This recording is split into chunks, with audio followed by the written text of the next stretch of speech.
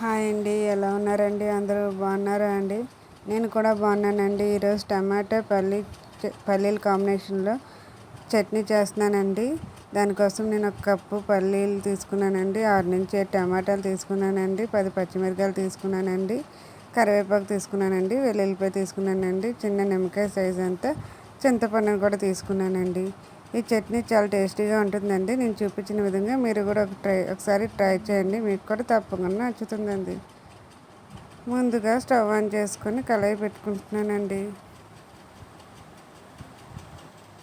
కళాయిలో 2 table spoons oil వేసుకున్నాను. Oil వేడైందండి. జీలకర్ర వేసుకున్నానండి, పచ్చిమిరపకాయలు, వెల్లుల్లిపాయలు, కరివేపాకు వేసుకొని వేయించుకుంటున్నానండి.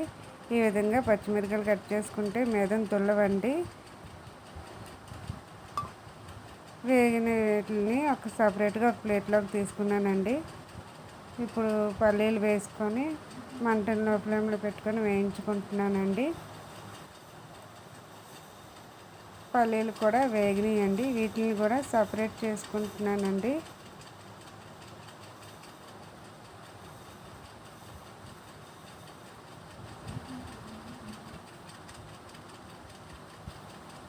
ఇప్పుడు ముందుగా కట్ చేసి పెట్టుకున్న టమాటా ముక్కలు ఏవైతే ఉన్నాయో వాటిని వేసుకుంటున్నానండి. ఈ టమాటా ముక్కల్ని కాస్త కలుపుకొని రుచికి తగినంత సాల్ట్ వేసుకుంటున్నానండి. వేసుకొని ఒకసారి కలుపుకొని మంటని మీడియం ఫ్లేమ్లో పెట్టుకొని మూత పెట్టుకొని ఈ టమాటాలని కాస్త మగ్గించుకుంటున్నానండి. ఈ టమాటాలు మగ్గినాయో లేదో చూద్దామండి ఒకసారి. ఈ టమాటాలు కాస్త మగ్గాయండి. ఇందులోకి ముందుగా తీసి పెట్టుకునే చింతపండు ఏదైతే ఉందో దాన్ని వేసుకుందామండి. చింతపండు వేసుకున్నాను, కాస్త కలుపుకుంటున్నానండి.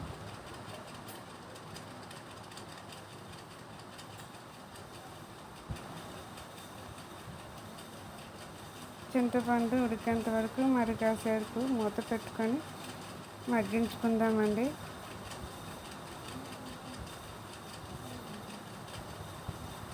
చింతపండు ఉడికిందో లేదో చూద్దామండి. చింతపండు టమాటా కూడా ఉడికిపోయాయండి.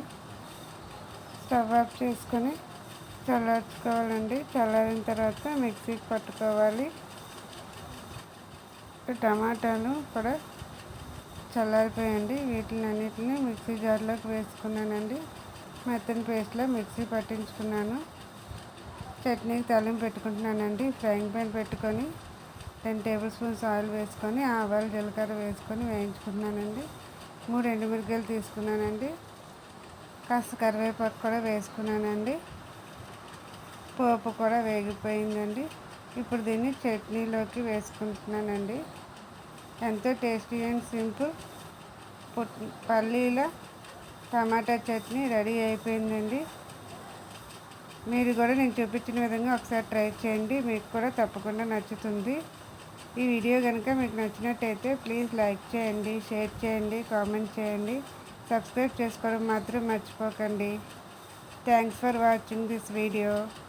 Bye bye.